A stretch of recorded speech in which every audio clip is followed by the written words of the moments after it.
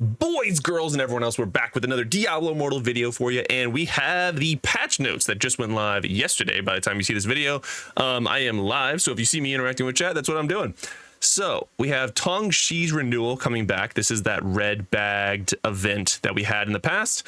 We'll talk about that a little bit more here in a second. Well, actually, now is the second. So this is the one where one bag equals 1-star legendary gems, 2-star legendary gems, 3-star legendary gems for 40 bags, and so on and so forth. And then this is the defeat Jin Gun, I think is how you say it, Eater of the Mountains. This was one of our first bosses that we took a swing at in game that they gave to us outside of like Helliquary bosses. So this is not a new boss, this is just a returning boss. You can totally solo this. Unless they've buffed it, it is super duper easy to solo, but you do need to beat it at least once because you do get the 1 Tular Pearl and the 1 Mystery Legendary item, or legendary piece of gear, whatever. I don't know if it actually just turns into the piece of gear or if you actually just get like this to save, because what I'm doing is saving for the new class whenever it does come out. So that runs from January 22nd to February 13th. And then we have the Lunar New Year Fractured Plane. So in this return of Fractured Plane, you'll have a chance to pick from 2 available build options when entering. You'll also have randomized affixes and modifiers similar to playing Elder Rifts. Similar to playing when playing Elder Rift. So there's like when you play Elder Rift, you get like the 3 little pop-up skills. You can now do that, and I'm assuming the rewards are going to be the same. I have no idea, but it says Lunar New Year, so maybe it's just slightly different because you're picking from 2 builds instead of just having one given to you. But anyway, so Hunter's Moon Phantom Gallery. So this is the random pull, not random pull, but the costly pulls that we talked about in the live stream a couple days ago, yesterday when we looked at the Chinese patch notes. So this is the one where you can acquire legendary gems, legendary crests, gem fragments, and more starting on January 22nd at 3 a.m. server time, which is of course the new update going live. So what it is, you can purchase Litra, which is the ability to draw 1 time in at random from the available prize pool. So this is very similar to the other events that we have. The rewards that you can get are Masterwork Gem Selection Crest. So that's the one where you can actually pick which legendary gem you want. Eternal Orbs, Legendary Crest, Masterwork Gem Selection again, Legendary Crest, and then Builder's Beacon. I was gonna say I don't know what it is, but it's right here. The Builder's Beacon, which can be used to create a portal to the Elder Rift, can be used for 60 days. For those that have earned the Firework Vendor contract from last year's Lunar Phantom Gallery, you can once again paint the sky with a spirited celebration. Okay, so if you had it last year, you can just use this Firework Vendor again, which is nice. So that was one of those like temporary, what is that Paragon level? What's our Paragon level right now? The fuck? What the what? 1200 Paragon? That must be from last year. Before they did the crunch, maybe? I don't know. Either way, that's interesting. So anyway, the Builder's Beacon will be nice, especially to those that like to run a lot of crests, because it sounds like this is the same one that we had before, which could be used to create a portal to the Elder Rift. Is this the one where you can just do it faster? I don't know. We'll have to figure out what this is. All right. So, and these are the drop rates. It's bad. It's like, really good for the gem fragments. You're gonna get some rare crest. You can get some legendary crest. And then after that, there's no chance you get the legendary crest times 25. 0.08%. Yikes. What is this? Sovern Master Gem Crest. I don't recognize that one. Anyone know? Chats, Twitch, YouTube, anyone know? Sovern Masterwork Gem Crest. Is that the one where it's just a 2P? It's just gonna be a 2-star. You pick the gem, but it's only a 2-star. And then the Masterwork Gem is where it has the ability of being anywhere between a 2 to 6. Is that it? I don't know. And this is actually slightly different too. We'll have to look at it when it comes into game. So new limited time event gem surge. So this is the one where you basically have the ability, if I remember correctly, you can actually, this is the one where you can actually upgrade your gems to 5-star for free. Now let's talk about it. So from January 22nd until February 13th, you'll be able to earn Polished Jade to upgrade your legendary gems to 3, 4, and 5-star quality. They didn't say star, but that's what would make it make more sense.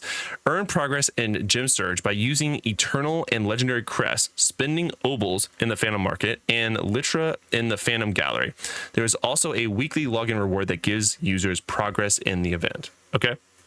Now, I'm really glad they put this in here on its own sort of section, because this is going to be really important to note.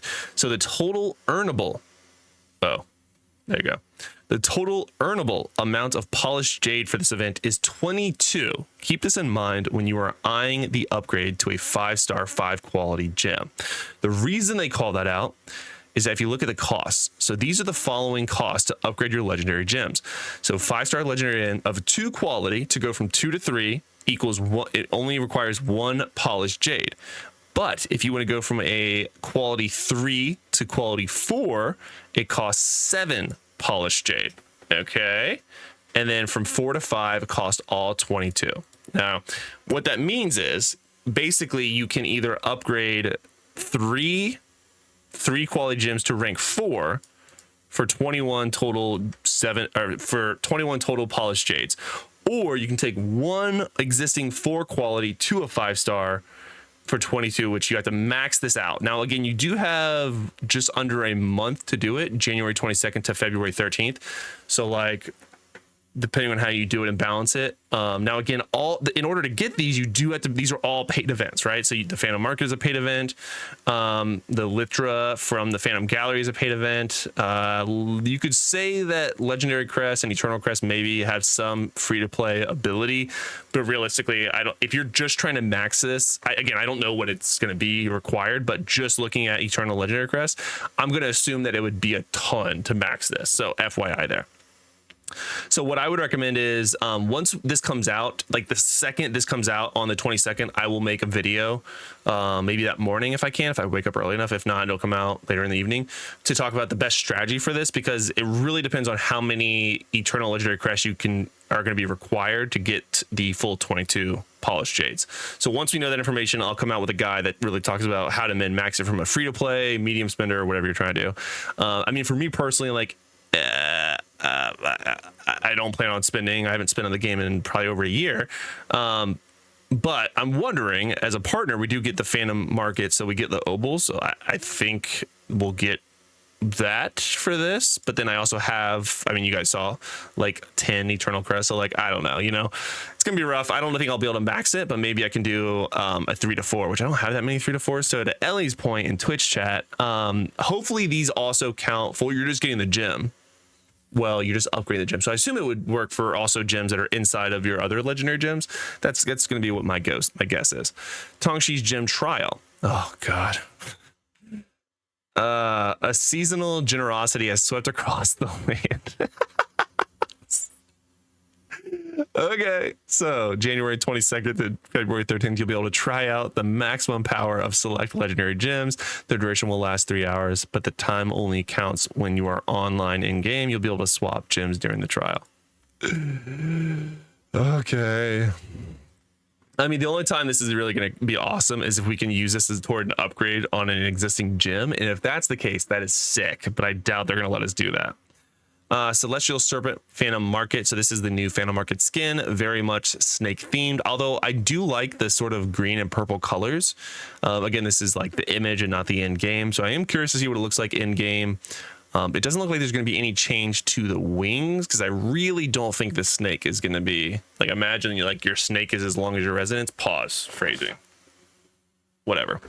So anyway, that's that. It's from January 22nd. And when the event ends on February 18th. Okay. So it goes through all that. Celestial Serpents Tempering and Refining. The Celestial Serpent cosmetics come with a new optional feature to upgrade the appearance of these. Oh, God. No way. Hold on. What? Chat. I didn't notice this the first time I read it. So the Celestial Serpents cosmetic come with a new optional feature to upgrade the appearance of these gilded snakes in exchange for eternal orbs. You can choose to either temper or polish your cosmetic. If you have the Celestial Serpents cosmetic unlocked, you'll be able to trade eternal orbs to temper and then polish your illustrious garb. Tempering enhances the enhancement appearance of the serpent and changes the color of your primary attack to match the chosen color. Polishing introduces a new finisher effect when slaying elites or bosses. A new animation appears to devour your enemies. So once you've paid the $170 to get the Phantom Market skin, you can spend more to change the cosmetic.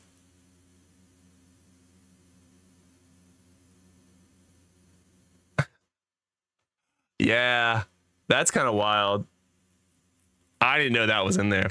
Now, based off this picture, I would assume that they would show us what is going to happen. So I assume, what they call it? So polish introduces a new finisher effect. So I'm going to assume this big ass snake right here is going to be the polish effect, where you can just like devour someone with a snake if it's an elite. But this is a little crazy. I'm not gonna lie. Look, and don't get me wrong, I'm a hashtag Diablo partner, but I am free to speak whatever my opinions are. You know, they have been very open about that. I think this is a cash grab 100%. And then tempering enhances the enchanting appearance of the serpent and changes the color of your primary attack to match the chosen color. So essentially you can pay to change the color of your snake. And then it also changes the color of your primary attack. Like, how would that work for all classes? And then, like, is it one of those things where, oh God, where you have to pay to do tempering, and you have to pay to go to polish, and then if you've already paid for tempering, you can go back? Or do you have to then pay to go back to tempering? Oh God. Think about what you just said there. Probably a little bit inappropriate, unless I'm just making assumptions here. Probably. Oh God. Shit, I spilled my wine. You think they're going to give the temper and polish to you along with the base cosmetics? No. I think they'll just give us the base cosmetics is my guess. I could be wrong, but because it costs eternal orbs, I don't think they'll give us eternal orbs. There are a lot of people who would pay to enhance their snake, I assume. True. That's true. I mean, if you really want to polish or enhance the color of your snake, you can pay money to do so. In game. Don't worry, you'll get it for free, and then everyone will see how cool it is. I mean, don't get me wrong. Like, personally, that would be sick, and it would be a good way of us promoting it. But I don't think they're going to do that. I think they're going to give us the base version. I could be wrong, but I think we're getting the base version. So, wow, I had no idea that was a thing. Now, this is another one that I think is sick, but I'm frustrated by. So, helpful familiars during Tongshi's renewal. So, like any great companion by your side, familiars are happiest when they can help with tasks. While Tongshi's renewal is active, familiars will be able to complete bounty tasks. Like, this in itself is fantastic. Okay, like, it's huge. I specifically wanted the familiars to do bounties, but tying it behind a short event like this sucks. Like, that is some booty cheeks. I guess the only thing that could make this worse is if they made us pay. Like, you had to pay obols to be able to have your familiars do bounties. Come on, DI. Come on, man. Balance changes. Do we want to cover all this? How much is it? Oh, it's not that much. Okay. So balance changes, Barbarian, Undying Rage, baseline. Barbarians can no longer move or stop Battleground idols using Undying Rage. Wow, they did it. Now, again, I don't have a strong passion either way, but like, that's going to make Barb suck in PvP, at least for the idols. All right, so Crackle Fell, Chain Spear. Damage is increased by 26%. Immobilized duration reduced from 6 to 4 seconds. Okay. So some tweak. This is a balance. This is a straight up nerf. Breaker's Wheel. Hammer of the Ancients. The Barrier of Earth now has life equal to 250% of the Barbarian's life and can be attacked and destroyed. Interesting. Bro, what are we doing? Don't give the minis ideas. I know. My bad. So that's the Hammer of the Ancients one. Grim Roost, Whirlwind. Healing increased from 3 to 6% of damage done. Okay. Don't give Blizz any ideas about charging for things. I know, right? Jesus, I'm not. You know what? Cut that from the video. Cut it. Demon Hunter. So, all right. So, long story short, there was some adjustments, a little bit of a buff to healing for that essence, some adjustments to these two, and then a straight up nerf to the Barb baseline for PvP. That does suck. All right. So, Demon Hunter. Escape Agony Spectre. Targeting range is increased by 28%. Okay. Twisted Word multi-shot. Explosive damage increased by 20%. So by 20%, not to 20%, but by 20%. Flayer's Banquet Vengeance. Shatter armor effect increased from 4 to 7%. 4 to 7. Increased damage taken per stack. Okay. Brutal Temperance, which is Vengeance again. Piercing rounds damage increased by 20%. That's a big ass buff, bro. Duplicate prophecy, knockback shot, distance increased by 12%. So this is all buffs. Okay, so skeletal mages, black wall, damage increased by 22%. Black wall is a very common offhand too. So this is actually like pretty usable. Tempest, no second chances, wind edge, additional damage increased by 18%. Not familiar with no second chances. I feel like maybe I am, but like, okay, either way it's a buff. Eye plucker, electrocute, shock damage increased by 29%. Damn. Okay. So not bad. Returning events, I'm not going to go through it, but there's that. Featured update. Resonance cap increased. The resonance cap has been increased to 13,000 in 24 from bonuses due to embedded legendary gems on rank 10 legendary gems. Once you reach 1300 mark, you'll gain access to a new tier of resonance wings. How big? Like, we're gonna get to the point where these wings are just gonna be fucking massive. Like, you just can't even see the fucking screen. You're not gonna be able to PvP. You're not gonna be able to PvE. You're not gonna be able to see, like, you're not gonna be able to farm because you're just gonna see these big ass. Not fucking worth it.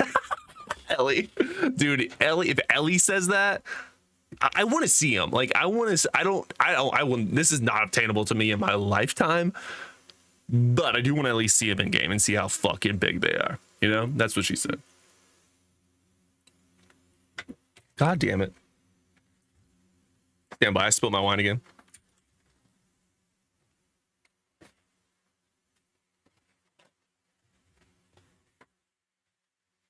Also, so apparently either sober me is smart or my wife is a doll, because there was definitely paper towels in here already.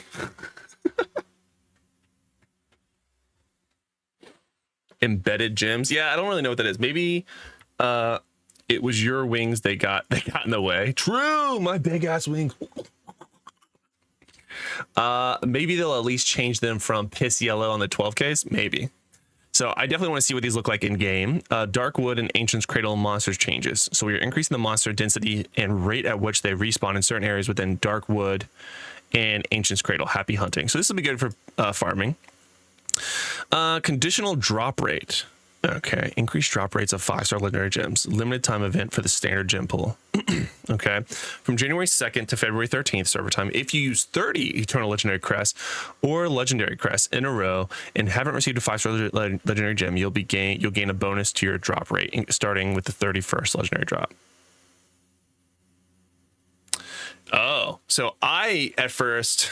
The drop rate will be increased by 2.25% on your 31st attempt and will increase cumulatively for each subsequent attempt. You can reach, should you reach your 41st attempt, the drop rate is then increased to 4.5% per attempt. Your 50th drop rate is guaranteed to grant a 5-star legendary gem. The fuck? Is it pointing out the gem resonance? What you mean? What you mean? So this is... I got some blurry glasses now. Look, this is saying you basically get an increased chance past 30 up until you get to your guarantee, which is not at all what I thought it was. I thought they were just lowering the guarantee for 30 for the time of the event. So that's less than lovely. All right, display of left and right rings update. Left and right ring now have their icons oriented in different directions for better readability in the inventory. The fuck are the left and right rings? Armory UI improvements. We've added new filter options in the armory. Missing equipment gets automatically replaced with same name items, and you now have the option to only save set items to your loadout. Just what? Only set items? Okay. Immortal sigil changes. For immortals, when you turn in your sigils, you can now turn in multiples in at one time rather than needing to do them one at a time. Enjoy your newfound stacking. I mean, this is nice. Survivor's Bane update. The UI changes indicates which classes a chosen skill are for. I mean, that's good for people that are new to the game. Hey, thank you for subscribing, Holly, over on YouTube. Welcome to the company. So the intent of this is to change is that Survivor's Bane has intended internal achievements for upgrading 2 skills from a single class fully during a single session to unlock a skill which can be used in future sessions. This change is intended to make it easier to know which skills belong to which class in case players aren't certain. Again, this is very new player friendly. A lot of veteran players are going to recognize them very easily. I've never questioned which one is which, but again, I've been playing since the beginning, so okay, that's a good one. Dismantling set items at the blacksmith, quality of life. Okay, when dismantling your items at the blacksmith, there is now an option to select multiple set items when, so they added the green button. That's actually nice. Okay, so just make sure you lock your green ones in your bag, and then you can just munch a chunk a bunch. Friends list update, we fixed a bug in the friends list which caused characters to be cut off too early. Interesting.